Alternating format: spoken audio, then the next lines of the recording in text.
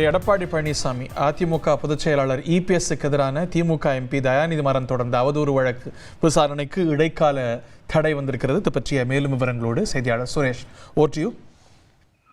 வணக்கம். நடந்து முடிந்த மக்களவைத் தேர்தலில் பிரச்சாரத்தின் போது அதிமுக பொதுச் செயலாளர் எடப்பாடி பழனிசாமி மத்திய சென்னை தொகுதி திமுக எம்பி தயாநிதி மாறன் தன்னுடைய தொகுதி நிதியை முறையாக செலவிடவில்லை என்று பேசியிருந்தார். இதற்கு எதிர்ப்பு தெரிவித்த தயாநிதி மாறன் எடப்பாடி பழனிசாமிக்கு எதிராக அவதூறு வழக்கை தாக்கல் செய்திருந்தார். சென்னை எம்பி எம்எல்ஏக்களுக்கு எதிரான வழக்குகளை விசாரிக்கும் நீதிமன்றத்தில் விசாரணையில் இருக்கக்கூடிய இந்த வழக்கில் தனக்கு எதிரான இந்த வழக்கை ரத்து செய்ய வேண்டும் என்ற கோரிக்கையுடன் எடப்பாடி பழனிசாமி சென்னை உயர்நீதிமன்றத்தில் மனு தாக்கல் செய்திருந்தார்.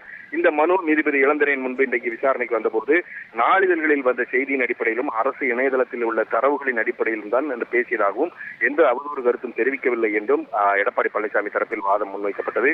தயாநிதி மாறன் தரப்பில் இந்த தயாநிதி மாறன் குறித்த செய்திக்கு சம்பந்தப்பட்ட நாளிதழே வருத்தம் தெரிவித்திருக்கக்கூடிய நிலையில இவ்வாறு பேசியது என்பது அவதூறு கருத்து தான் என்று தயாநிதி மாறன் தரப்பில் வாதிடப்பட்டது. இருதரப்பு வாதங்களையும் கேட்டுக்கொண்ட நீதிபதி எடப்பாடி பழனிசாமியின் மனுவுக்கு பதிலளிக்கும்படி தயாநிதி மாறனுக்கு உத்தரவிட்டு விசாரணையை ஏப்ரல் 4ஆம் தேதிக்கு தள்ளி வைத்திருக்கிறார். அதுவரைக்கும் இந்த வழக்கு விசாரணைக்கு இடைக்கால தடை விதித்தும் நீதிபதி உத்தரவிட்டிருக்கிறார். நன்றி சுரேஷ். தேங்க்யூ.